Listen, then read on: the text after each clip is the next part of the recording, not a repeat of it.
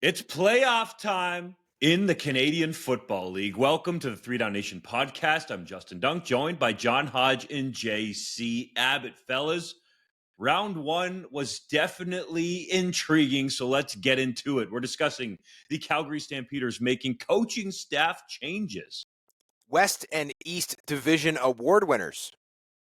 Chris Morris named Edmonton Elks' new president.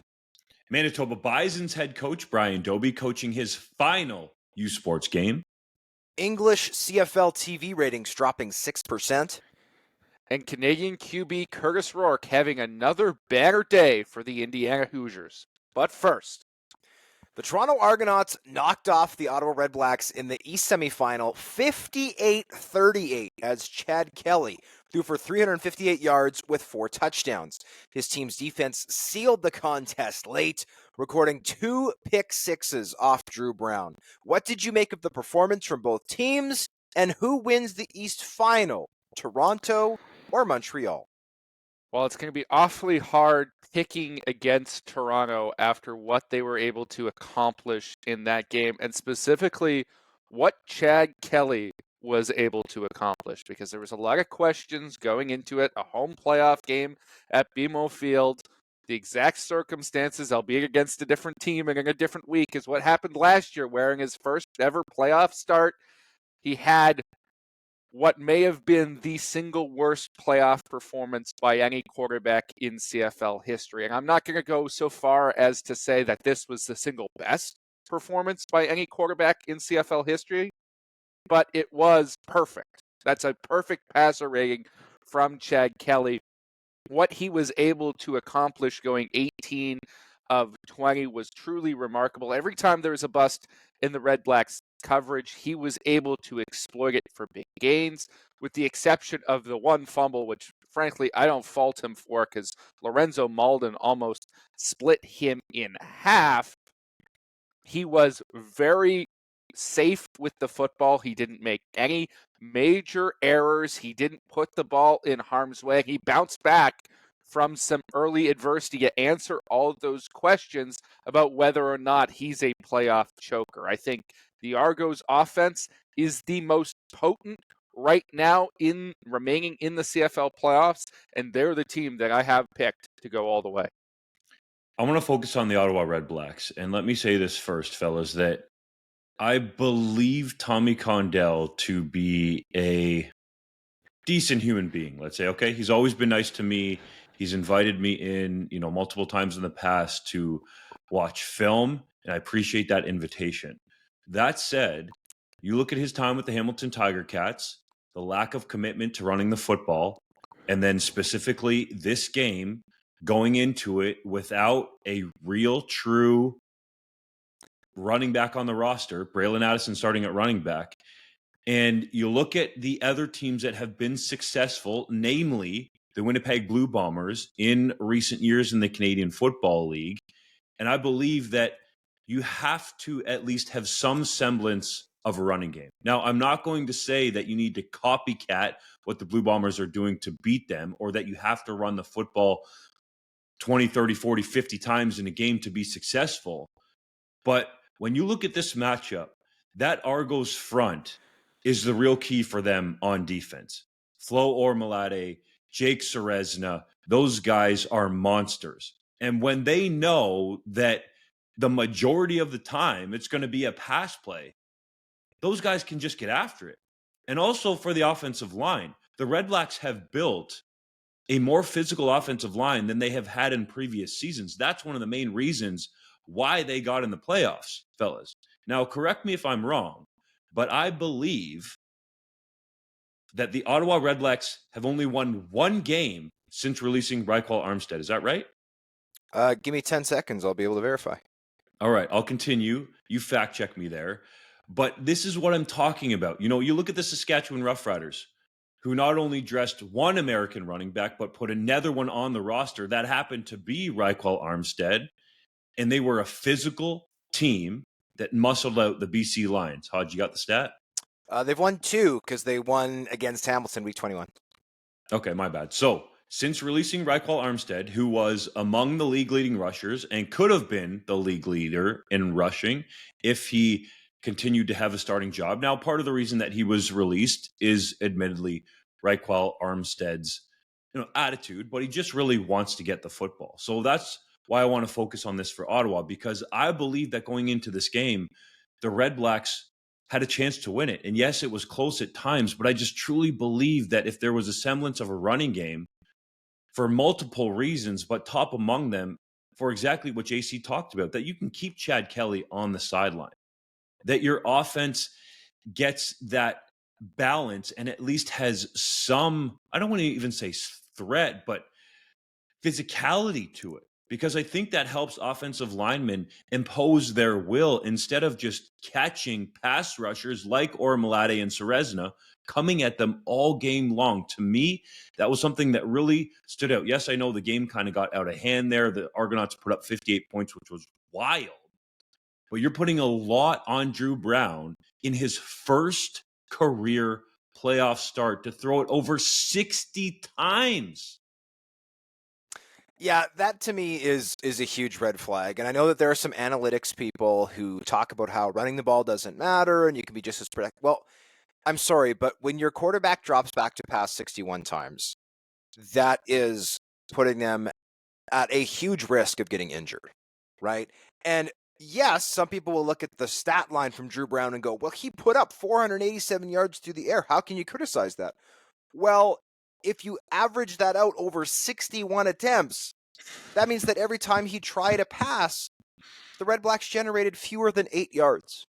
By comparison, Chad Kelly threw for 358 yards over 20 attempts. That's almost 20 yards each time he put the ball in the air. And obviously, by attempting 1/3 of the passes Drew Brown did, you're taking hits off of him. Now, I thought the Redblacks defense did a great job of pressuring Chad Kelly in this game. They delivered a handful of really, really good shots. One of them, unfortunately, was over the line with the helmet-to-helmet that caused Chad Kelly to be momentarily pulled out of the game. And I appreciate Kelly's frustration. I also thought it was a little odd that given the last time he was at BMO Field, he then told us after the fact that he was concussed. In the playoffs. The last time he started a playoff game at BMO Field, he suffered a concussion and it went undiagnosed and it was all bad. And then he complained that after going helmet to helmet, he got pulled. That was a little odd for me, but whatever. There's no denying he played a sensational game. As for the Redblacks, I couldn't agree more, Dunk. Especially when you look at the offensive line in that makeup. Dino Boyd, franchise left tackle, out for the year. Jacob Ruby playing there. Yes, he played left tackle back in the day with the Richmond Spiders, but he's been in the league for a decade at this point, almost exclusively at guard because he just didn't have the feet to play out there at tackle. And now you're asking him to say, hey, go and block Flower and Rimolade 60 times off the edge. And by the way, him and Ralph Hawley and Jordan Williams, Jake Srezda, they're going to be running stunts left, right, and center because they don't have to respect any type of contain. They don't have to respect running lanes. Like, that is a disaster for an offensive line, especially because this offensive line, when I look at it, like Drew Desjardins is one of the top offensive linemen in the league, no doubt about it. But to me, he is more of a bruiser. He is more of a run blocker. The Bombers drafted him 4th overall in 2019 out of Windsor to be a pile mover, and he did that extremely well, helping them win 2 Grey Cups. He's now the highest paid Canadian offensive lineman in the CFL for a reason, but you're asking him to pass block 60 times a game. Is he good at it? Yes, but he's better at pushing the pile in the run game. So I thought that was an issue for Ottawa. The other thing I want to say quickly about this game is this team reminded me a little bit of some of the teams you see, right, who enter the playoffs after long stints out of the postseason. You know, like the Winnipeg Blue Bombers back in 2016 would be an example. We've seen some clubs do this. This team, and I thought Drew Brown's comments after the game were totally on point. Basically him saying, look, I'm still a young quarterback. I think going out there throwing a couple of interceptions might be good for my development in the long run. Like, this team, I don't think had it in them to go on a Grey Cup run. I think they probably needed a year to get back into the postseason, get their feet wet with a relatively young, relatively inexperienced roster, and I think that they will live to be better next season. But I agree, Dunk. They got to run the ball. You can't be one-dimensional in the playoffs. It's too easy for the defense to take that away. To me, that's a an issue that goes right to the top of the organization, because I thought Condell did a decent job of compensating for the lack of a running back. I mean, the Red Well, Blacks certainly didn't. hold on. It's not compensating; it's a choice. Yeah, absolutely. But I mean, dealing with not having one or choosing not to have one, That's right? the terminology. Choosing. This was a choice. Yeah, you're absolutely right, Doug. But they didn't suffer in terms of time of possession, right? They absolutely dominated that game, especially in the first half, in terms of holding on to the football. I think ultimately we're way more successful in terms of marching down the field than anyone might have expected in that circumstance. And really, if you ask knowledgeable people like our own contributor Ben Grant, the Argos struggled with those 6 receiver sets early on, and that's part of the reason why Ottawa went up in this ball game. Now, eventually, the Argos squared those issues away and were able to get back in the league because they struck fast, whereas Ottawa had to matriculate the ball down the field. My issue is, how is there not another running back on that roster that can imbue enough trust that Tommy Condell or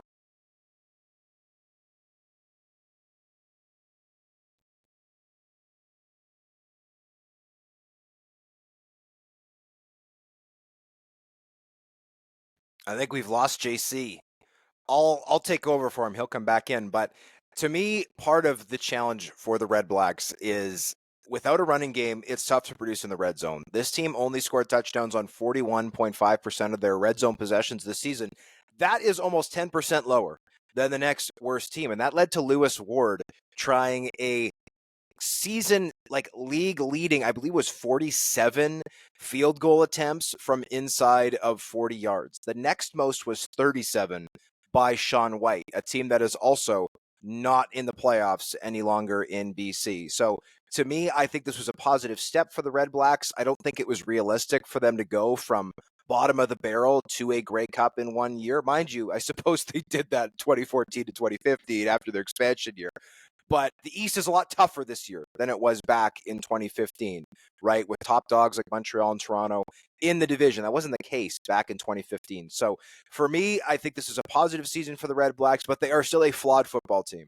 They have to do a better job running the ball, and a good way to do that is, or I should say, they have to be better in the red zone. A good way to do that and into the playoffs and produce that way is running the ball. Let's balance this out a little bit, okay? Because Tommy Condell is known as an offensive guru, and I think rightfully so. And the game plan going into the East semifinal was clear, Hodge. Spread the Toronto Argonauts out, use what people in football might call extended handoffs in terms of getting the ball out on swing passes and screens. It's just that I believe, and I think it's proven to have been true, especially with the run the Blue Bombers have been on, that when you get up, and you talked about this, I think JC did as well, the Red Blacks are up on that football game. And then if you had a running back to start imposing your will on that defense, that beats up the other team, and it gives them a sense that they are being thoroughly dominated. Thoroughly dominated, not just athletically, but physically. And I think that's where the Red Blacks could have won this football game. I liked the game plan from Tommy Condell in terms of throwing the football and how they got off after the Argos. Man, if I could speak, early in the game.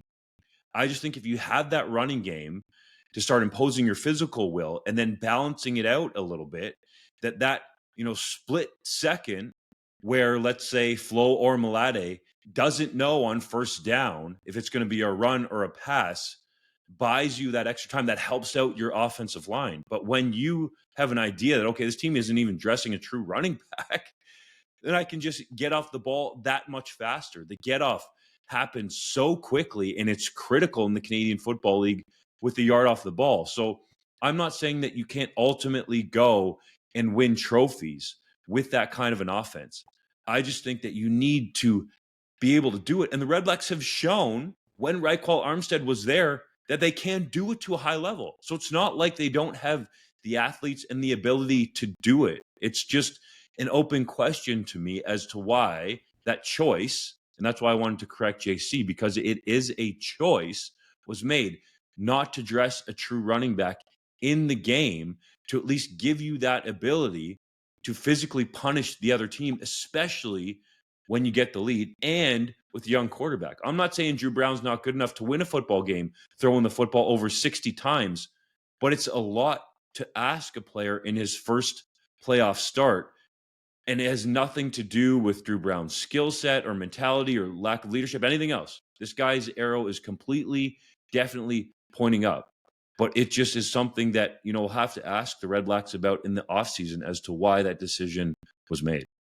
Well, and Drew Brown is not the biggest quarterback in the world, right? If he was 6'5", 240, it might be easy for him to take the shots that come with 60 pass attempts in a game. I don't think he's best suited to doing that at the CFL level. The other issue we didn't talk about, right? Running the ball is important because it sets up play action. So many plays in the CFL that are big passing plays come off play action. If you run the ball 4 times in an entire game, there's no reason for the defense to respect play action. They're just going to pin their ears back on the defensive line, and they're going to pull their linebackers back, DBs back off the ball. But let's and talk in the secondary, you can start jumping routes. And I'm with you. We should talk about the Argos, but that's a real key here is that there's no threat of play action. And I'm not necessarily one that's in the camp that says you have to run the ball to make play action matter. But when you're not running it at all, it's not going to matter. So that's the other thing here is, you're going to spread them out. You're going to go empty sets, 6 receivers, have Braylon Addison in the backfield, do all these things. Well, the DBs can start to jump these routes because they're going to pattern read. They're going to understand what's coming at them throughout the game. And I thought the Argos did a great job on defense adjusting to what that game plan was for Ottawa. Chad Kelly is a divisive figure in the CFL for obvious reasons, and I'm not going to rehash them here. I know that some people, anytime they hear anything positive about Chad Kelly, they jump on you. I get it, but I'm talking exclusively about Chad Kelly, the football player in the situation. And I think it needs to be said that after an unbelievably poor performance in the playoffs last year, he was exceptional. Like, he had 2 incompletions and 5 total touchdowns. And when you have double as many touchdowns, more than double as many touchdowns as incompletions, you're doing something right. And when I look at this Argonauts team, it's almost impossible to find a flaw. Like, the right side of that offensive line struggled at times. Anthony Vandal and Dejon Allen struggled to communicate. Redblacks took advantage of that. Kadeem Carey only averaged about 4 yards a carry. I was a little bit surprised by that, maybe close to 5, but didn't run the ball quite as well as I thought. Other than that, though, what can you possibly criticize about this team? Janarian Grant is sensational. Jack Cassar, probably the best special teamer in the CFL. Mackay Polk, right now, probably the best deep threat in the CFL. And yet they've got all kinds of other receivers. Tavares Daniels, Kevin Mattal. I love his underneath stuff, by the way. I'm not saying that he is this person, but Kevin Mattal is the closest thing we've seen to Nick Lewis since Nick Lewis. 230 pounds, catching passes out of the backfield, those little drags, and turning them into unbelievable gains and punishing opponents in the passing game. The offensive line was good in pass protection, especially again the left side of the offensive line. And then defensively, I mean, we talked about Wynton McManus, how he's just seemingly in on every play. Tunde Adeleke, I think, is finding maybe a notch in his game that some maybe thought had disappeared. And then the DBs are feasting, like Benji Franklin knocking down passes, picking off passes. I think this team is going to win the East Final. I'm not even convinced it's going to be super close. I'm not saying it's going to be a blowout, but it wouldn't surprise me if Toronto went into Montreal and won something like a 34-24 East Final in the Belle Province. Double digits, my man. If I had to look at one area that's exploitable, the Red Blacks showed it, it's a secondary if you can protect. And the interesting part of this for me when we talk about the East Final is that, with all due respect, Walter Fletcher as a true running back doesn't necessarily scare you.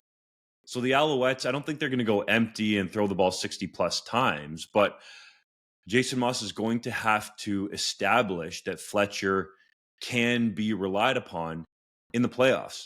We saw it last year with William Stanback, had a critical run in the Grey Cup win, the upset over the Winnipeg Blue Bombers. That ground game was key, and Cody Fajardo's not going to come out and throw it 50, 60 times. Jason Moss, I don't think, is going to do that. I do think, though, that the advantage with Montreal playing at home is definitely decided. That is going to make communication ultra difficult, especially with all the air horns, hate them or not, at Percival Molson Stadium. This game to me is going to be close. I'm not even going to pick a winner here, so I don't look like an idiot for picking the wrong team, but I think it's going to be really close. You know, oftentimes recency bias clouds us, Hodge, and I think that's maybe what's happening to you with the Argos.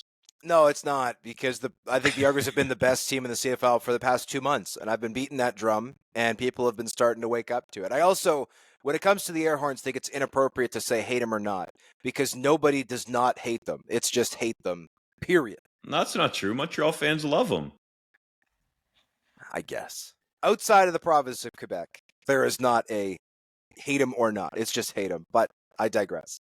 JC will try to get back into the show. His power just went out, he let us know, so he will try to rejoin this call, but remains to be seen. I'll pose this question to you, Dunk. The Saskatchewan Roughriders won the West semifinal 28-19 over the BC Lions as AJ Ouellette ran for 70 yards and 2 touchdowns. His team's defense intercepted Vernon Adams Jr. 3 times. What stood out most from the game for you?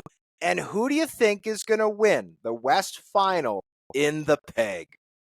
It was the physicality from the Saskatchewan Roughriders, which continued from the regular season into the postseason and even got ratcheted up a notch. This team is playing, I believe, exactly the way Corey Mace would like. It's a physical group that's going to force turnovers.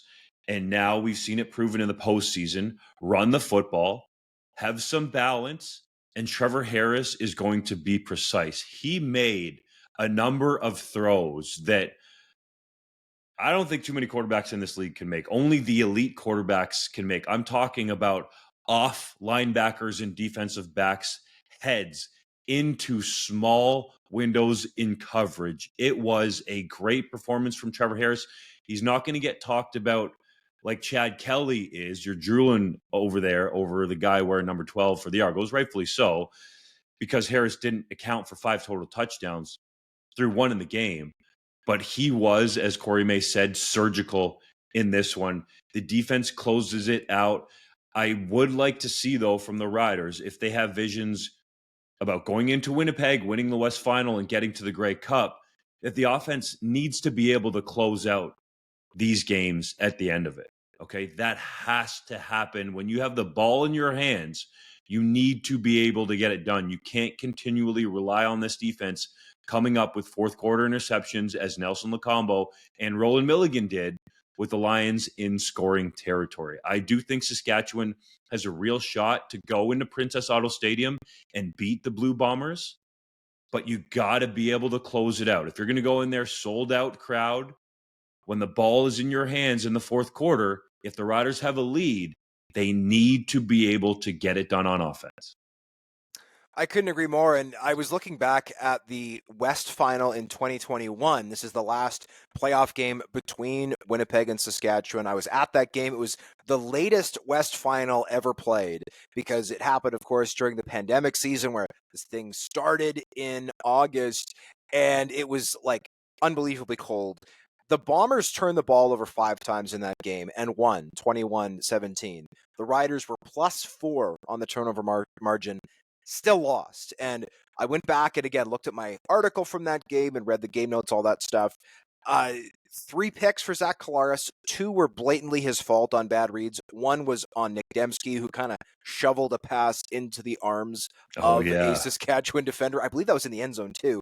And then there were a couple of fumbles, 1 from Rashid Bailey, 1 from Drew Olatarski for Winnipeg. So obviously, the Riders would love to repeat that 5-1 turnover ratio. They don't want to repeat, though, of course, the ending of that game, which was the Winnipeg Blue Bombers winning at home to go to the Grey Cup, a game that they would win over the Hamilton Tiger Cats in Hamilton. I loved what I saw from the Riders in this game. I thought AJ Ouellette had one of his best games as a Rider. Did he blow the doors off?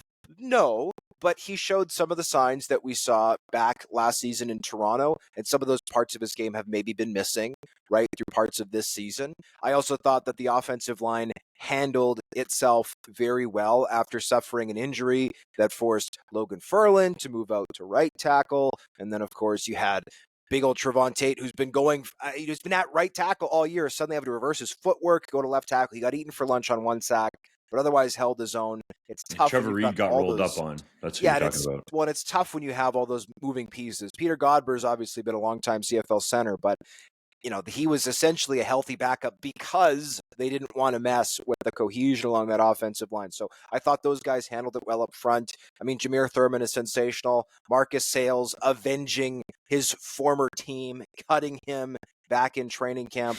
The thing that stood out to me most about this game is the BC Lions ultimately failing to flex when they needed to most, right? This team changed its makeup on defense, changed its makeup on offense to try to be more geared towards playoff football.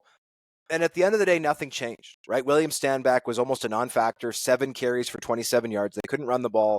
They didn't do a great job of stopping A.J. Ouellette along the ground. Reichwell Armstead and he combined for 94 yards, 2 touchdowns. Again, not blowing the doors off, but that's a pretty decent day along the ground. And then receiving-wise, what is going on with these American receivers in Vancouver? Javon Katoy was excellent, obviously 82 yards in the score. Justin McInnis, who is arguably the top receiver in the CFL this year, certainly led the league in receiving. Another good performance, 66 yards and a touchdown. But Keon Hatcher, Alexander Hollins, who are making a boatload of money combined, and then Stephen Berryhill III, who's a rookie who's kind of filled in that extra spot. Aiden Eberhard on the field as well. Did next to nothing. I mean, Keon Hatcher had one really nice grab, but out of 8 targets, only 2 catches for 47 yards. Alexander Hollins, 2 catches, 16 yards. Like, this is a team that relies on throwing the football, that relies on their receivers to make plays downfield. And I think Hatcher has a decent excuse because he's coming off the torn Achilles that he suffered in last year's West Final. But at the end of the day, this team is paying way too much money to guys like Alexander Hollins and Hatcher for them to be invisible come playoff time. Yes, you can give credit to the Riders for taking them away, but this wasn't just a trend for this postseason game. I mean, Alexander Hollins was down on the year overall. Keon Hatcher was not the same player he was for most of the season. And for that 5th receiving spot, I know that the Lions had Kieran Poisson there, the Canadian, for a while, but whether it was Aiden Eberhard, whether it was Berryhill, there just wasn't a lot of production there. So if I'm the BC Lions, that is arguably the number one bullet point for me this offseason. What can I do to get more out of my American receiver spots? Because right now, there's not enough production there. It's an easy answer, Hodge. Put more Canadians on the field. I'm not even joking. Those are the guys that are producing. I'm sick of hearing this BS about, we need more Americans or the Americans are better. You clearly just showed how the Canadians for the BC Lions in that game in the receiver group were better than the Americans. We're better than Americans that are much higher paid than the Canadians, okay? That is point one. Point number 2, the BC Lions turned out to be posers. Everybody was talking about this team. The sexy pick to go to the Grey Cup. I admittedly didn't make a Grey Cup pick because I'm not really into that business anymore. But a lot of people were talking about it. They started hot. Everybody's like, yeah, Vernon Adams Jr. is taking this team to the Grey Cup. They're posers at the end of the day. If there was a scenario where the BC Lions had won the West, possibly could they have gotten to Grey Cup? Yes, but in the playoffs, the physicality ratchets up, and I don't think that this team was physical enough, especially down the stretch, and definitely not in this playoff game against the Saskatchewan Roughriders. They got beat up, flat out.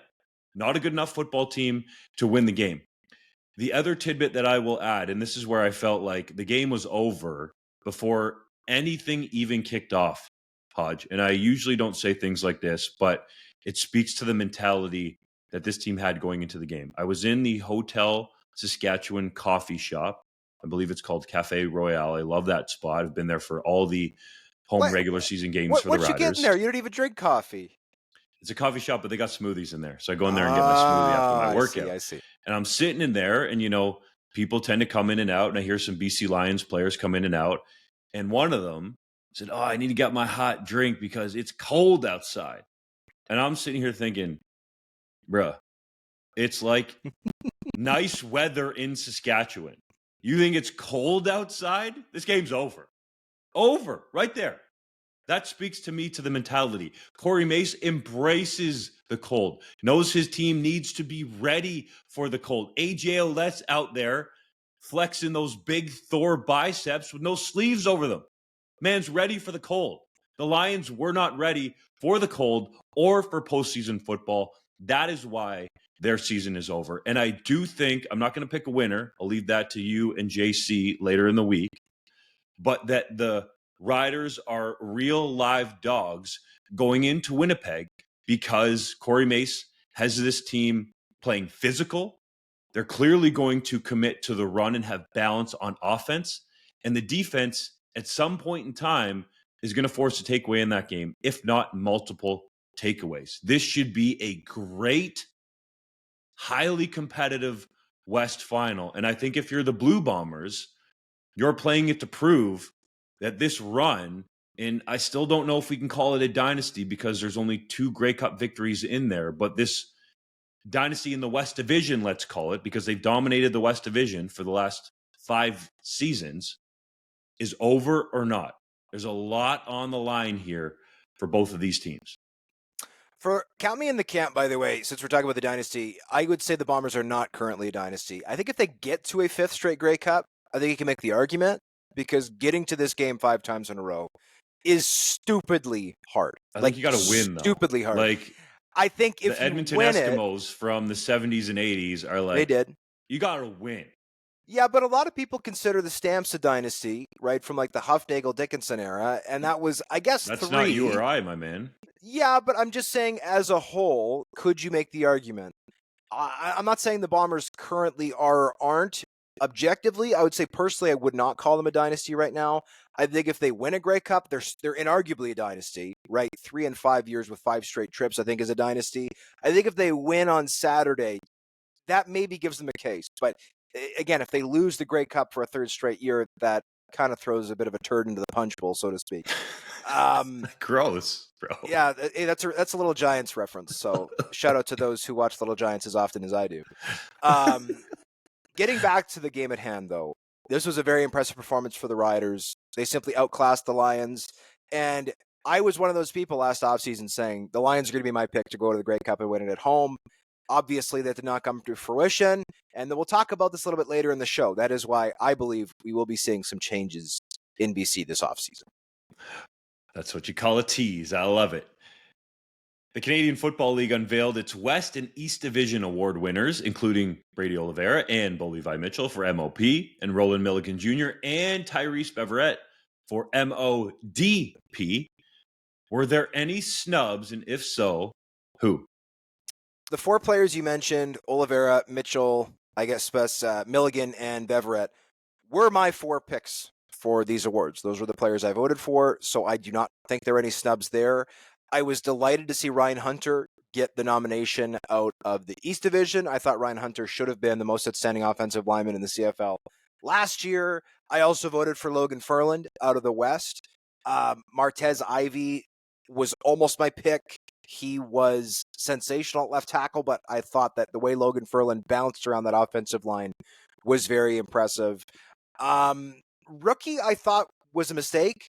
Shamar Bridges, great season, but I thought Makai Polk came on really strong late, had more receiving yards than Shamar Bridges, and unlike Bridges, who I think was maybe more of a product, still a great season, don't get me wrong, but was maybe more of a product of targets and volume as kind of a feature guy in that Hamilton offense, I thought that the performance from Polk in a stronger overall receiving core as more of a deep threat who opposing teams maybe had to do a better job game planning for more was more impressive. So I thought Polk might have gotten ripped off in the rookie category. I also don't really understand why Jason Moss was the Coach of the Year candidate out of Montreal. And I'll also say this, I always forget that we're voting for Coach of the Year because we always talk about the 6 player awards throughout the year. And of course, there are no team nominations for Coach of the Year. Everyone's just a candidate. I voted for Ryan Dinwiddie. And frankly, I'm not sure why anybody else did it. I mean, Jason Moss had a Grey Cup team, and full credit to Jason Moss for winning last year's Grey Cup. Unbelievable run for the Alouettes. Much respect. But he came into the 2024 season with essentially his entire Grey Cup team back. There was maybe a little bit of controversy with the Sean Lemon suspension, but other than that, it was smooth sailing in La Belle Provence. Ryan Dinwiddie came into this season with a team that had gotten absolutely decimated in free agency. Like, they got picked clean. They lost multiple players to the NFL, including Quantez Stiggers, who was, of course, drafted by the New York Jets. They, of course, then, quite famously, after free agency, after they have any chance to do anything about it, lose their franchise quarterback for half a year. And between all of that, they finish second. And it should be noted that the voting for these awards at the league level is done before the semifinals. So all of the league awards ballots were in before these playoff games started. But if you need any further evidence as to how good this Toronto Argonauts team is under Ryan Dinwiddie, it's the fact that they beat the doors off the Redblacks late in that one to put up 58 points. Unbelievable performance. So I voted for Ryan Dinwiddie. I thought he was going to win it. I guess a lot of voters just checked off the team with the most wins, which I thought was disappointing. Corey Mace, I did think was a good pick, however, out of the West. Though he didn't have the most wins, I thought he had the most approved this season. And yes, Mike O'Shea had the most wins in the West Division, but I like that pick for Corey Mace, the first-year head coach. The other guy I thought was a bad pick, and I want to preface this by saying he had a great season, and he's a really nice guy to boot. But I was stunned to see Sean White as the special teams player nominee out of the West Division. Sean White, yes, he led the league in field goal percentage at 94.3. I would imagine a lot of voters just looked at that and said, check, done. Here's the problem. His average attempt was 30.5 yards. Almost all of his success came within 40 yards. Rene Paredes was 93.2 on the year. I voted for Paredes, by the way.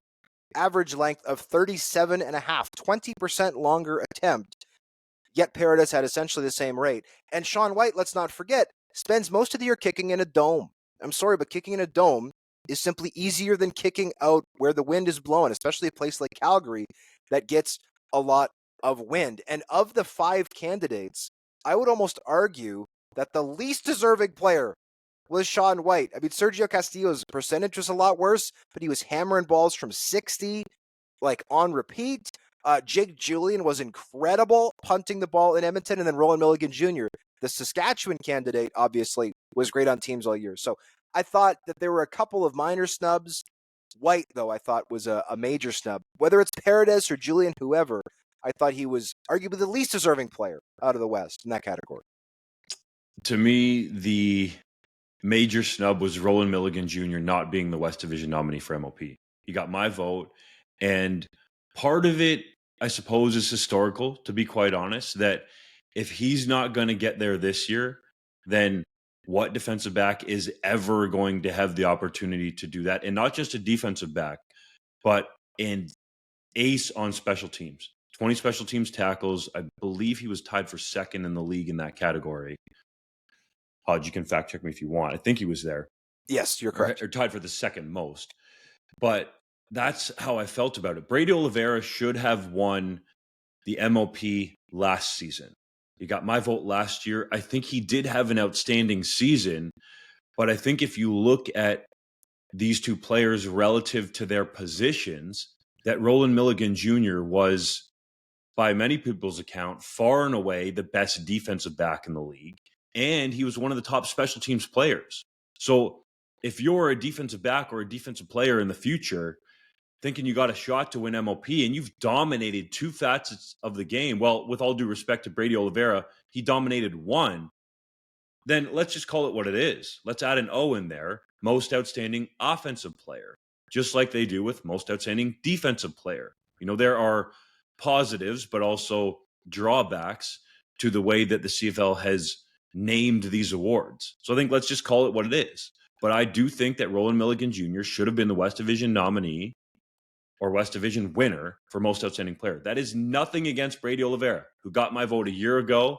I was going through, all the numbers, kind of campaigning for him in a way with the media because I felt like he deserved it last year. He had a historic, outstanding season and still couldn't get it over Chad Kelly. Yes, I know he was the quarterback of the best team in Argo's history, but from a production standpoint, I felt like you measured those two up, and Chad Kelly was not even the best quarterback from a statistical perspective in the league. Now, it shouldn't all come down to that, but I felt like Brady Oliveira should have been the MOP, and I feel like he's getting a bit of a reprieve from voters this season.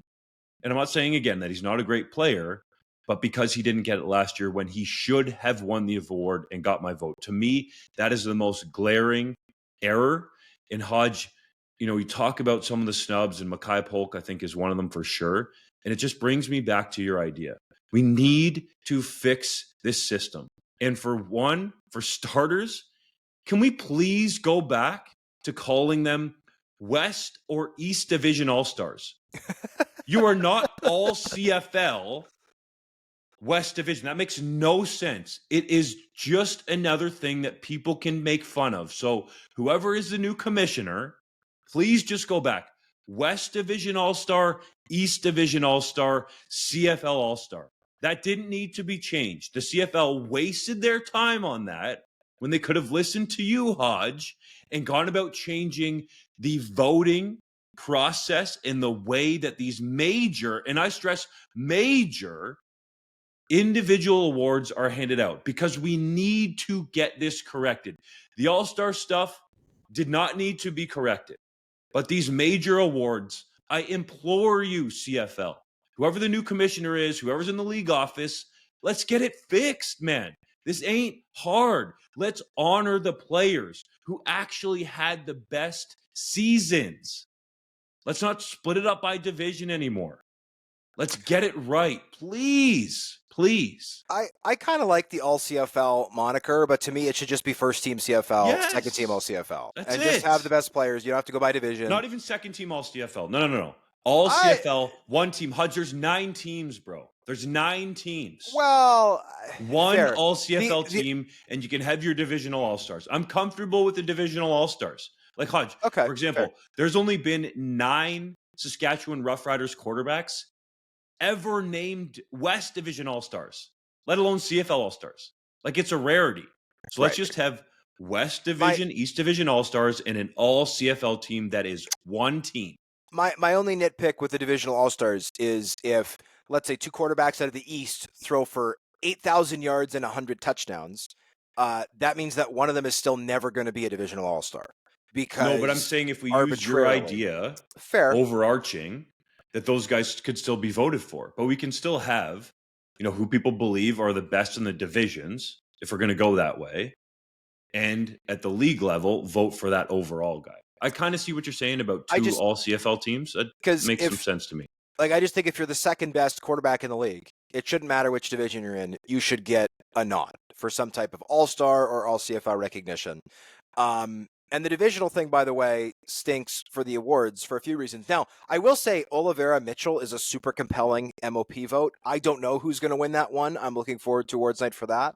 But if you look at most outstanding Canadian, all due respect to Isaac Adeyemi Berglund, a guy who I interviewed before he even came into the CFL. Really nice guy, great season with Montreal. But I think everybody and their grandmother knows that Brady Oliveira is winning most outstanding player. So there will be no, just like last year, there will be no tension on awards night for that award. It's obviously Brady. And the award would be a lot more compelling if, let's say, there were 3 finalists, and those finalists were Brady Oliveira, Justin McInnis, who was incredible for the BC Lions this year, and Tyrell Ford, who had 7 picks for the Winnipeg Blue Bombers at corner. Or maybe that third one is Sam Emelis, who had a great year for the Saskatchewan Roughriders. I don't think you need to limit it. I think 3 players is a good number. I don't think you necessarily need to have 3 if there's 2 very obvious choices. Maybe only 2 people get enough votes to get in the ballot. It could be 4 or 5. Or maybe it's 4 or 5. I get it. For the CFL standpoint, maybe there's a concern with, well, if there's 5 candidates for each award, suddenly that makes things a little more logistically challenging come award season. But whatever, I think 3 is a good number, right? If most outstanding Canadian right now was, let's say, Oliveira, McInnis, and Ford, there would be really compelling conversations like, well, maybe Brady and Justin split the offensive vote, and that helps Tyrell. Well, maybe Brady and Tyrell split the bomber vote, and that helps Justin. Or, well, maybe, the fact that Brady won this award last year limits his chances this year. Well, is there a chance Brady can win MOP but not MOC if that goes to McInnis? Like, there are ways to make this more interesting and more compelling, because as it stands right now, there is 0 tension for most outstanding Canadian. Most outstanding defensive player, I think, will be close. Offensive lineman, I think, could be close. I think Janarian Grant is going to win in a walk for special teams. Rookie, I think, will be close as well between Anderson and Bridges. But regardless, my point is there's a few awards that will be given out in front of a sold-out crowd in Vancouver, which should be electric and really interesting, that are going to be boring, because it's very obvious who's going to win based off of this system. So this is a system I would like the CFL to change. Hodge, I think you could eliminate the logistical issues. The CFL could just quietly fly the winners in if they can actually make it. I think that would be the way to go about it, because they do have a media availability with the nominees the night before. But, I just feel like it's so close. Good point. In time, and people don't really care about hearing from the nominee necessarily, with all due respect, that doesn't win. So I think there's a way that you could go about it. It should also be stated that the day before the award show, the nominees who are at the availability are the ones who aren't playing in the game. Because if you're playing in the game, you don't do that availability. So yeah, you're just flying in. Like, I'm sorry, but it's been almost sad in previous years to talk to guys the day before awards when they very, very obviously know they are there just to lose and get on a plane and go home. Yeah. Like, they know it. You could see it in their eyes. You could see it in their demeanor. They've often, by the way, lost a playoff game just like a week beforehand or 2 weeks beforehand. So yeah, that's a good point. Maybe just hell, you can keep the winners in the lockdown room with the media. Just have them in there.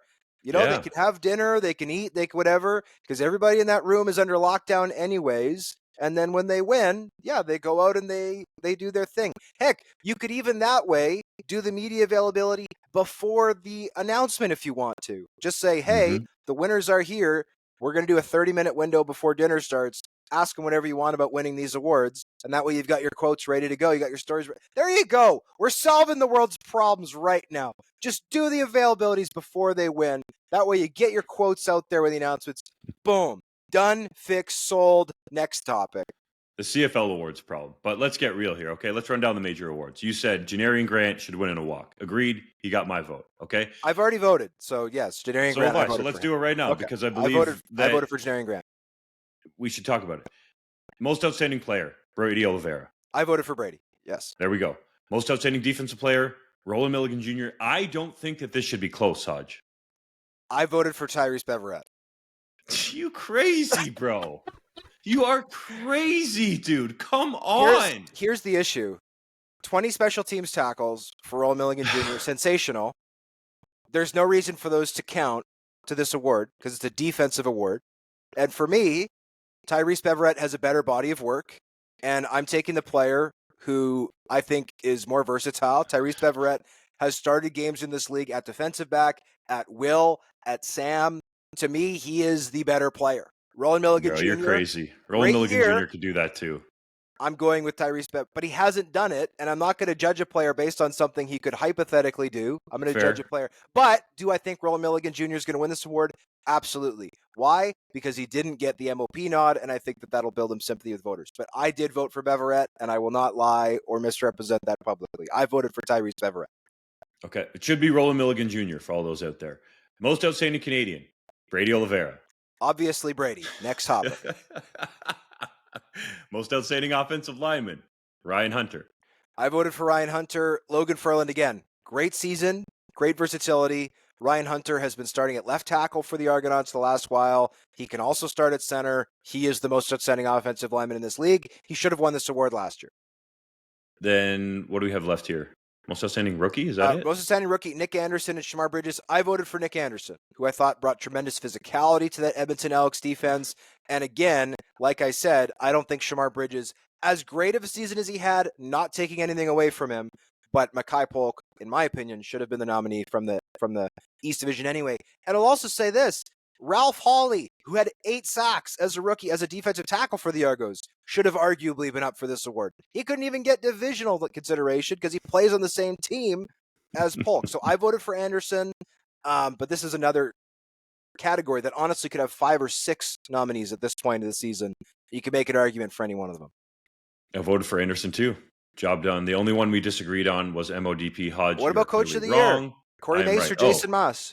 That's an easy one. Corey Mace. I honestly can't remember my vote off the top of my head, but I believe I voted for Corey Mace. Because again, Jason Moss was like, I don't think he should have been up for this award anyway. So I'm pretty sure I voted for Corey Mace. I wrote it in my notes. I'd have to double check. I hope you did. Go double check, because Corey Mace took over a team that had not been to the playoffs for 2 straight years, that had not won a regular season game after Labor Day for 2 straight seasons. He had to deal with his franchise number 1 quarterback, Trevor Harris, being out for a chunk of the season with Shea Patterson in there. He came in, they overhauled the defense. Yes, there are a couple pieces left, but I don't think some of those pieces like Anthony Lanier, for instance, are going to be around there much longer. Yes, Roland Milligan was already there. He was assigned by this regime in terms of personnel under Jeremy O'Day. But what he did with that team, especially when you look at dealing with some injuries consistently on the offensive line, and this leads me into another point. I think we should look at potentially expanding the major CFL awards. I believe there should be most outstanding assistant coach, because this season I think that would go to Edwin Harrison for what he did with Saskatchewan's offensive line. And I think it would be unique to go with most improved player. That would create a lot of debate, but I think either most improved player or comeback player of the year could add some more, I don't want to say intrigue again, but just add a little something to the Could award. add some je ne sais quoi. And by the way, I love it. Yes, I did vote for Corey Mace. Confirmed. I took a photo of my ballot. Yes, I got Corey Mace on there. So I expect he'll win, but then again, who knows? The Alouettes had the most wins in the CFL this season, so it's possible some voters are just checking that box. The Edmonton Elks have hired Chris Morris as the team's new president following a 12-year run as the head coach of the University of Alberta. What takeaways did you have from his introductory press conference? And do you think he'll usher in a new era of success in the place that was once known as the City of Champions? That was unbelievable. For his first public comments, the energy that he brought, the excitement, the honesty. How about him, Hodge, laying out a timeline for hiring a general manager? Down to the day. Actually answering a question is a great way to win the media onto your side. Yes. It's an unbelievable thought, right? To be open and honest about the money that you have raised with the Golden Bears, right? Actually giving tangible figures. I am really intrigued to see what Chris Morris can do as president with the Edmonton Elks. Is it a position that he's going to have to grow into? Certainly. But we maybe shouldn't credit people before he has done anything. But Rick LeLacheur was the one to ask Chris Morris if he would even be interested, presented that idea. Morris was thinking he was going into a meeting with LeLacheur to battle him about the 50-50 allotment that goes to the University of Alberta Golden Bears. And it's like, no, actually, do you want to be our team's president? Like, imagine the flip in Morris's mind in that meeting. So let's credit LeLacheur to thinking outside the box here. And, you know, Hodge, I bet you that there were some other presidents around the CFL that were snickering at Chris Morris because they're thinking, oh, this guy doesn't have the business acumen to get it done. And he's out here, you know, talking with all this energy. But to be honest, this is what we need in the Canadian Football League. Some energy, some passion, some pride in the Canadian game. I'm not saying other presidents around the league don't have it, but you go watch that press conference and tell me that Chris Morris isn't going to give the cliche 110%, if not more, in this job. That was unbelievable. If I'm an Edmonton Elks fan, I'm already coming back to the franchise and buying season's tickets because he's going to turn it around. And I didn't even touch on yet, Hodge, the clear and pointed arrows, shots, whatever you want to call him, that he fired at Chris Jones. I loved it. This guy came out here, guns a-blazing, about what he's going to do, backed it up with a tangible timeline as to hiring a general manager, and actually provided detail. And I don't want to say that other people don't have energy, because some people might say, what about Michael Pinball Clemens or, you know, some other people in the CFL? But you could feel something there with Chris Morris that was different than, dare I say, any other executive in this league has elicited from just myself in my time covering the Canadian Football League. It was awesome. I hope he can bring this franchise back to respectability and then some, because that was a great starting ground. But don't get me wrong, he still has a lot to prove. He does. Our colleague JC, who is not yet back, and I think at this point we can rule him out for the rest of the show, wrote a great column, so please go read it if you haven't already. But the quote was, this is a quote from Chris Morris. I played here 14 years and we never missed the playoffs. The one year we got in trouble, we had 25 lockers in here and we were running through guys. You cannot win that way in this sport. Football is a tough sport. You need to have people you can count on. You have to have people who you can rely on, and you cannot have that if you've got disposable people coming through your building. We will change that. To me, that is a very clear shot at Chris Jones, who was known for having players living out of suitcases, potentially even in houses as part of a quote-unquote pre-practice squad, going in and out of the lineup. Bro, I think partly those players wish it was as nice as a house. I think partly, honestly, is a scare tactic just to motivate his current players of, hey, look at all of these guys we've got here ready to take your job. And it should be noted that the Elks have had a ton of guys in the last few years randomly get parachuted in after training camp and very quickly get into starting roles. Like a perfect example would be Sean Oakman after he got cut in Toronto, but an even maybe more egregious example would be Derek Moncrief, who took over as the team's starting strong side linebacker after the first month of the season, despite being out on the street. Like, this was a guy you didn't think was worth bringing into camp, but then all of a sudden he's in your starting lineup and you're cutting guys a week after the. Anyways, Chris Morris is obviously not going to run this team by the Chris Jones playbook. And interestingly, since this hiring was done, and I'll add this quickly too, this guy's got a background as an offensive lineman who played locally. He's actually not from Alberta. He's from Southern Ontario, but has lived almost his entire adult life since graduating from the University of Toronto in Edmonton. From there, became a teacher, and then from there became a school administrator. Obviously spent 12 years as a U Sports head coach, but is now a team president. Someone who followed that exact same template from offensive line to teacher to principal to executive was the late, great Jim Hopson. Now, I'm not saying Chris Morris is Jim Hopson, but what I am saying is if you want someone who knows how to work within a budget and who has passion, why not take a public school administrator?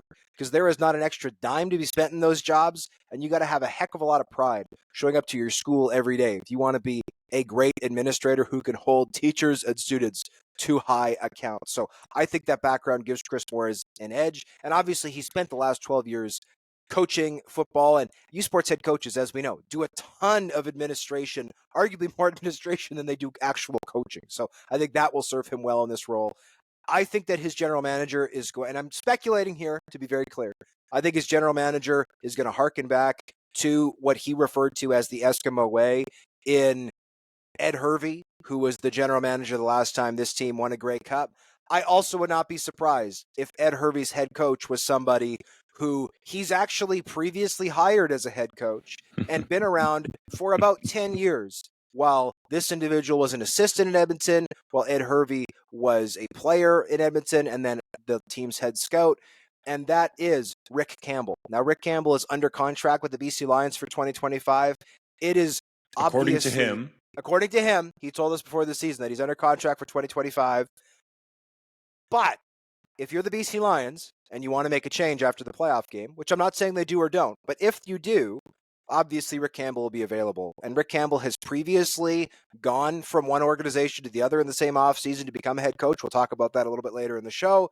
Wouldn't surprise me if he did it again, becoming the head coach at Edmonton, who, by the way, is the son of the great Hugh Campbell, who is, of course, the head coach of that 5-time Grey Cup champion that Justin referenced earlier on in the show. So I would not at all be surprised if Chris Morris ran it all the way back with classic people from this organization. Ed Hervey is the GM, Rick Campbell is the head coach. That is speculation on my part, but I wouldn't be surprised if it was true. Hugh Campbell had a background in public school administration, I believe, as well. So lots of things line up here. Ed Hervey, Chris Morris played together with the Edmonton Eskimos, won, I believe, at least one Grey Cup together, and were together during those years that Morris referenced when he played in the CFL 13 straight, and this is according to him. The Edmonton football team made the playoffs in all of those years.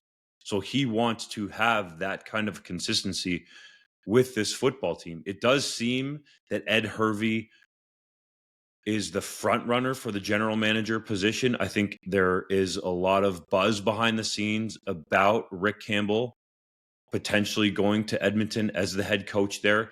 And if you look at that, it's very sellable to the fan base. You have Chris Morrison here with all of his passion. Ed Hervey, as you referenced, Hodge, a general manager who was the GM with this team when they won their last Grey Cup in 2015. And, oh, by the way, won, I think, multiple Grey Cups as a player with Edmonton, and who has ties to Chris Morris. And then you definitely can sell the son of Hugh Campbell, arguably one of the greatest coaches in franchise history, if not the greatest coach in the history of the green and gold. That makes a lot of sense. But let's say it's not Ed Hervey as general manager. There are a number of names around the Canadian Football League that I believe deserve to be spotlighted and that I could think of doing a good job in this role. Let's start with the local fellas first, because you have Kyle Carson, who has helped the Saskatchewan Roughriders team get into the postseason under Corey Mace, has been a real key figure there, especially as it relates to the Canadian draft, but he has had a large hand in American scouting as well. He is really Jeremy O'Day's right-hand man in Saskatchewan. He's from Sherwood Park, which is a suburb of Edmonton. Ties to the city. That's something that Chris Morris seems to have on his list when he's talking about these candidates. Brendan Mahoney with the Calgary Stampeders. Yes, I know he is part of a team that did not make the playoffs, but there were 18 straight seasons there. He's learned from John Hufnagel, and ultimately Dave Dickinson gets the final say when he's the head coach and general manager. Mahoney is from Alberta and closer to Edmonton than Calgary, I believe. So those guys would make a lot of sense to me.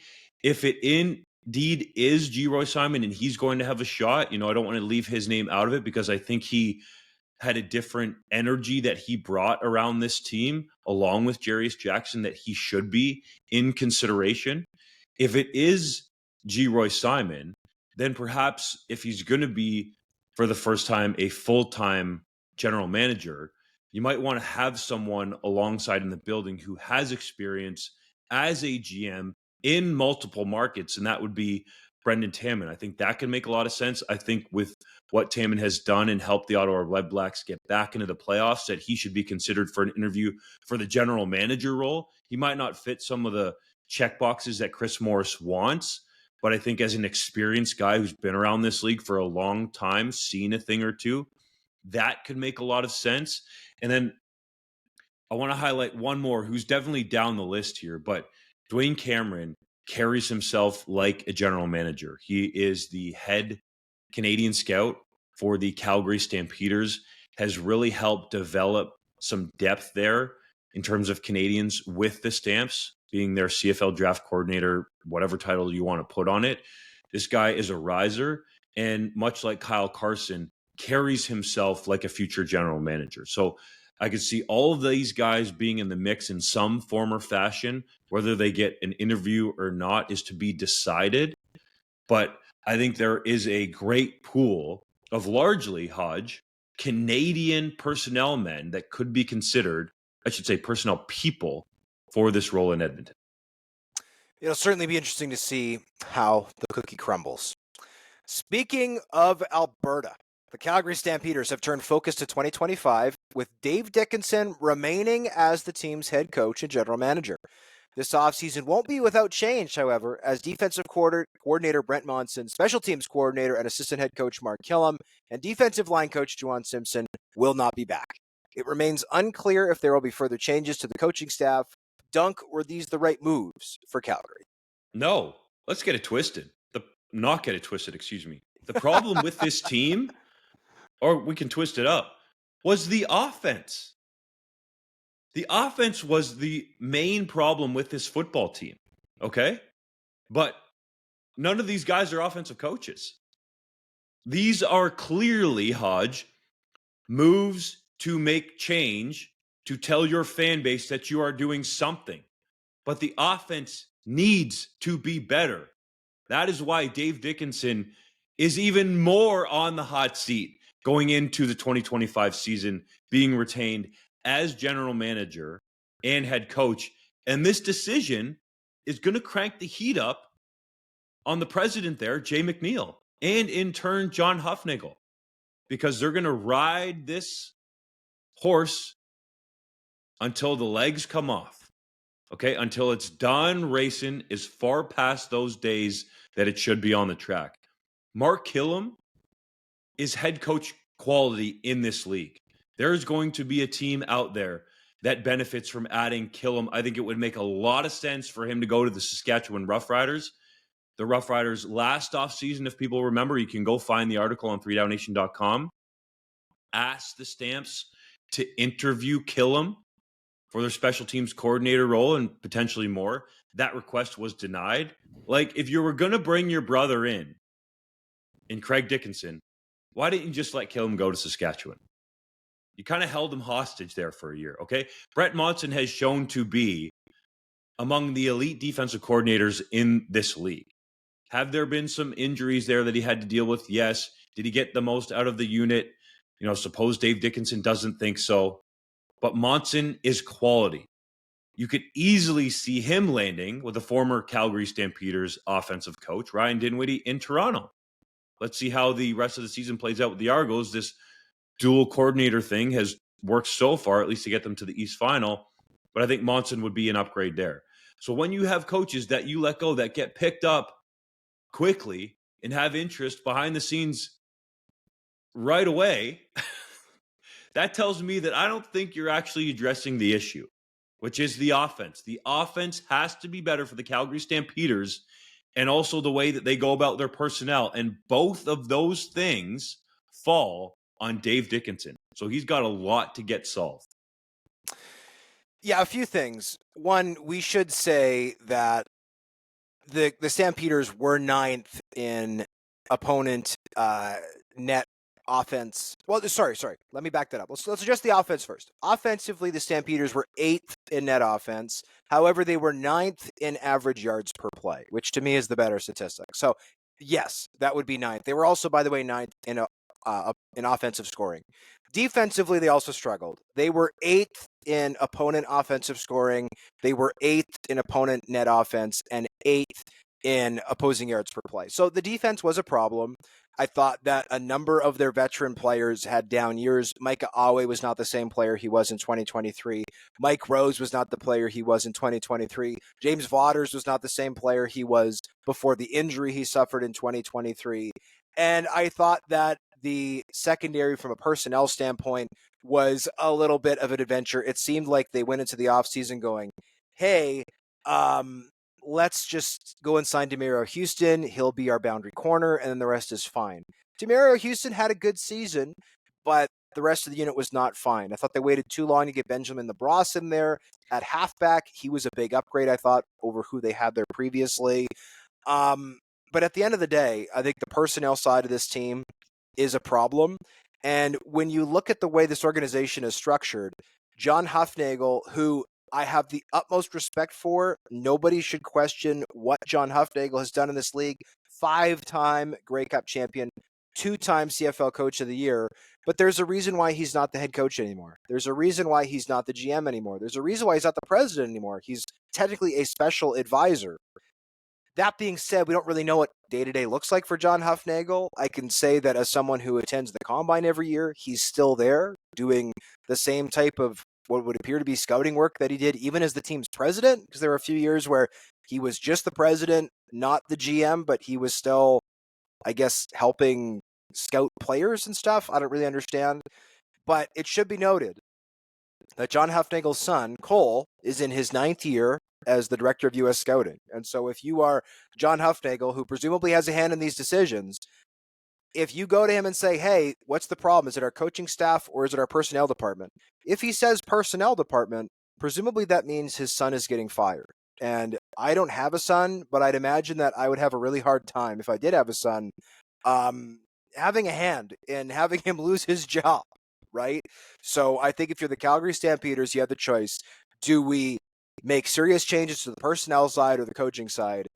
I think that the issue in Calgary is the personnel side, but I also think that there might be a little bit of self-serving going on at the top of that organization saying, you know what, we're going to keep the personnel side together. We're going to change the coaching staff. And on the plus side for the guys who have been let go, Justin, as you laid out, I think that all of these guys are going to find new jobs right away. The downside for Calgary is they talk about the Stampeder way and the history, blah, blah, blah. Well, Mark Killam's been in this organization for 20 years. right? Originally coming on as the strength and conditioning coach, working his way all the way up to assistant head coach and special teams coordinator. Brent Monson has been in this organization for 15 years, also originally coming in as the strength and conditioning coach. So you're losing a lot of institutional knowledge. Obviously, you're keeping John Huffnagel and Dave Dickinson, who have been there for a long time, but one would ask, or I'll pose this question to you, Doug. It might be an unfair question. You can let me know. But we've talked about guys like Brent Monson, guys like Mark Killam walking into new jobs. If Dave Dickinson was a quote-unquote free agent today, would any teams look to hire him as their head coach and general manager? That's a really good question. Because we think Killam and Monson are going to walk into the same jobs as other teams next year. Would Dave Dickinson do the same? I'm just going around the CFL thinking about which teams would potentially swap out their head coach for Dickinson to be a head coach or head coach and general manager. And the only team that comes to mind for me is potentially the BC Lions. I would say the same. But I also say if I had a team, I would love to have Dave Dickinson as my quarterback's coach or my offensive coordinator. I would like him as a head coach. I wouldn't want him as a general manager. I don't think that's his specialty. I don't think that's what he does best. And I think that the reason for the Stampeders' recent decline, winning only 11 games over the last 2 years, is because of their personnel department. So these changes don't make sense for Calgary for me, but we also should give them some benefit of the doubt and see how things shape up for 2025. Because Jay McNeil, the team's president, did say this team is going to be very aggressive in the offseason in overhauling their roster, and the entire unit might look very different on the field in 2025 than it did in 2024. There were 8 U Sports playoff games across the country this past weekend. Which one stood out most to you and why, Hodge? Well, I have to go with the Manitoba Bisons and Regina Rams, partly because I called the game alongside Brendan McGuire on 620 CKRM, but largely because of what this meant for Brian Dobie. We're going to talk about him a little bit later on in the show, but Brian Dobie, I mean, incredible individual, incredible coach. He coached at the high school level for 21 years, 29 years with the Manitoba Bisons. His team went 7-1, finishing atop the Canada West Conference for the first time since 2007, which was also the last time they went to the Vanier Cup. And I think a lot of coaches would be bitter or angry if their final game was a first-round playoff exit in upset fashion. By the way, shout out to the Rams for playing a great game. The touchdown pass to seal it late in the game went from Noah Pelche to Nicholas Sirleaf. 19 seconds left to win 28-25. This is the quote from Dobie post-game. Quote, "It didn't end with a whimper. It ended with a bang. I mean, our guys fought to the end. So did Regina. It was an awesome football game in terms of pure fight by both teams. I think for me, selfishly, that's a great way to go out. And in anyone's career that your team battles to the end, these guys represented all the teams I've ever coached. That was my personal theme to them all year, and I stand by it. I'm so proud. They fought to the last inch, the last second, and that's all you can ask for as a team, and they did it. Every team doesn't have the capabilities to do that, but these guys did. I'm proud they've represented all these decades of Bison football by fighting the way they did," close quote. If that doesn't reek of class following a heartbreaking loss, I'm not sure what does. We wish you all the best in retirement, Brian Dobie. Well-deserved. But I would also be remiss if I didn't highlight the other two unbelievable finishes. The Saskatchewan Huskies knocking off the UBC Thunderbirds in Vancouver after scoring 2 last-minute touchdowns with an onside kick in the middle. 38-33, what an upset by the Huskies. And then the St. Mary's Huskies, the other Huskies, knocking off the favored St. FX X-Men 21-17. The final play of the game, Alan Young hits Bryson Mayo for a 27-yard touchdown pass. Unbelievable upset. 3 big ones in U Sports in just 8 playoff games. Really exciting week. Let's go to the OUA, where my University of Guelph Griffins battled but fell to the Western University Mustangs in the OUA semifinal matchup, 30-19. It was a close one, but the Mustangs put the closer on it late. And then we check in on the most intriguing team in the country, the Wilfrid Laurier Golden Hawks. Get it done at home, remain undefeated this season. Taylor Elgersma threw for 348 yards and 3 touchdowns. He is not just a Heck Crichton Trophy hopeful, he is the overwhelming favorite to win that award. it sets up an absolute dandy of a Yates Cup. Western, Laurier on the Golden Hawks field. That is going to be quite a football game. And all of the conference title games, I think, are worth tuning into. Yes, and I'll quickly run down them before Hodge's Heritage Moment. The Yates Cup of the OUA, Western at Wilfrid Laurier on November 9th at 1 p.m. Eastern Standard Time. These will all be Eastern Standard Time, by the way. The Dunsmore Cup out of Quebec, Montreal at Laval at 1 o'clock. Loney Bowl out of the Atlantic Conference, the Huskies at the Bishops Gators, the undefeated Bishops Gators at 2 p.m. And then the Hardy Cup out, of course, out of Canada West. Regina Rams at Saskatchewan Huskies, and all Sasky Hardy Cup, both teams winning in upset fashion this past weekend at 2 p.m. as well on November 9th. Those should all be good games. I'm excited for them. And I will say, admittedly, a little disappointed the Mitchell Bowl won't be in Vancouver, because I was looking forward to potentially checking that out the day before Grey Cup. But this isn't about me. This is about the athletes. So congratulations to all those who advanced. It's now time for people. Hodge's Heritage. Wait, real quick. For people that don't know, and I want to say this because a lot of people are going to say, well, why aren't these games on TV? Okay. The Yates Cup you can catch on OUA.TV, and I believe it is to be broadcast on Game Plus Network if you get that channel. In the Quebec Conference, TVA Sport does a great job. Like, I'm talking great job with its coverage, so you can find it on that channel. Out west for the Hardy Cup, the Canada West Football Showcase, my good buddy Darren DuPont will be on play-by-play of that game. You can find it on your local SaskTel channel.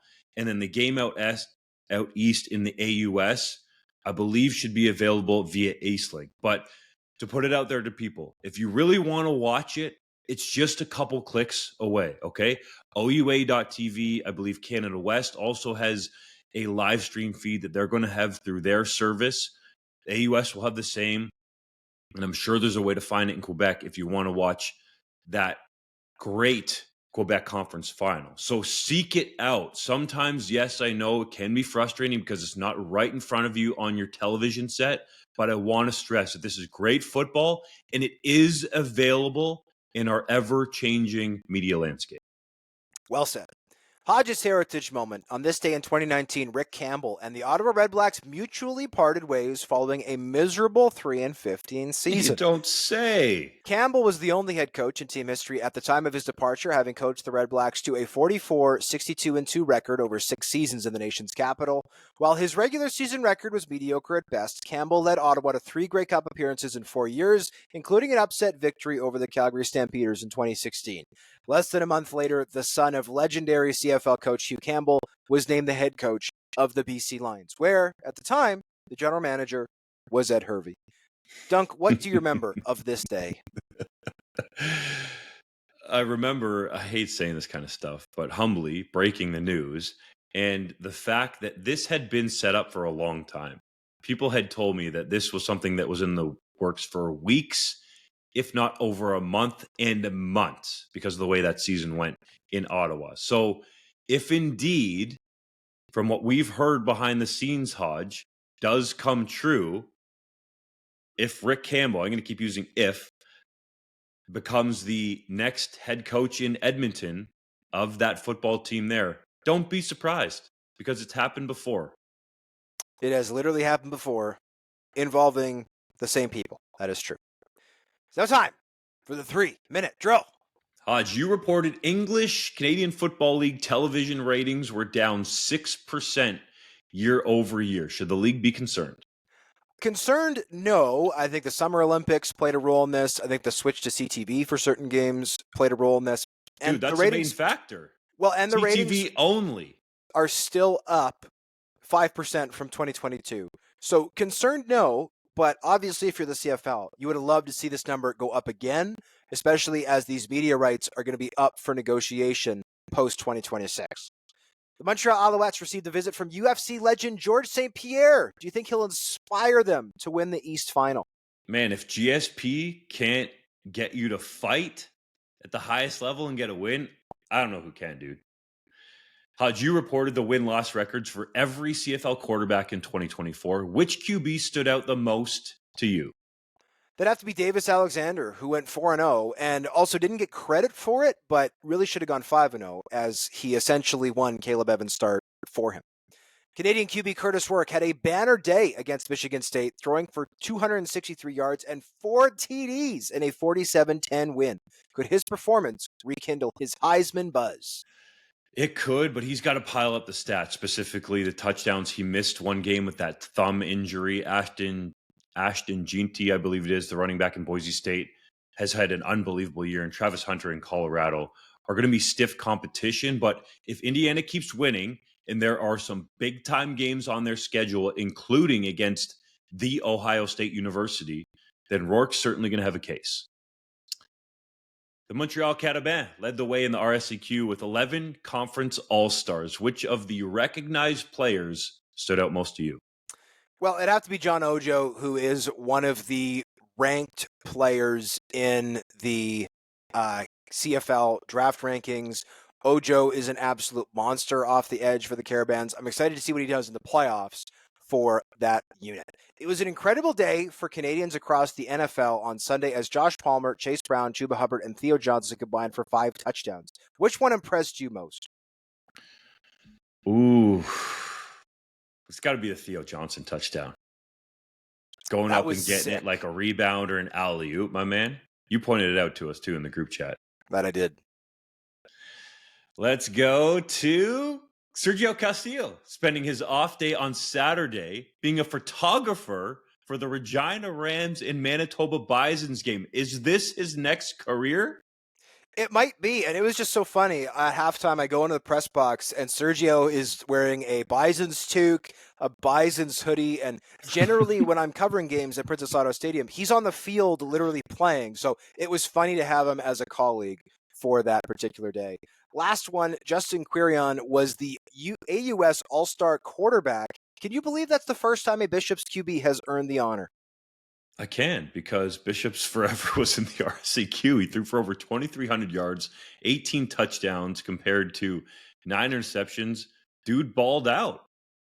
Quick correction for myself. That is Jeremiah Ojo out of the Montreal Carabins. I apologize. John Ojo is a former award-winning defensive back with the Edmonton Elks. I always do that. Jeremiah Ojo, okay. Not John Ojo. My apologies to Jeremiah. On that note, we thank you as always for listening to the 3DownNation podcast.